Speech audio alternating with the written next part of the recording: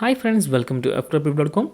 In this video, we can simply learning how to unmute your Samsung Galaxy S25 Ultra. So you can see here there is a symbol that is your phone is muted.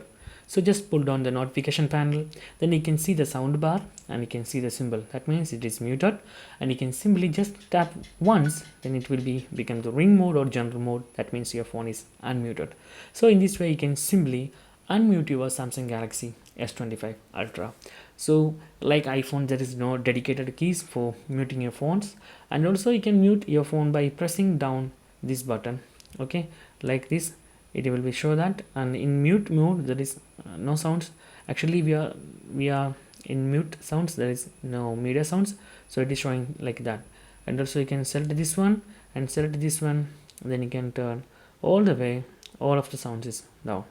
So that's guys simple tutorial. And if you need any kind of Android or iPhone tutorial, just comment below. I will post my replies as videos so I can easily watch and understand it. And if you are new to this video, please like, comment, share and subscribe our channel for getting more videos like this. Thank you so much for watching. Have a nice day. Bye bye.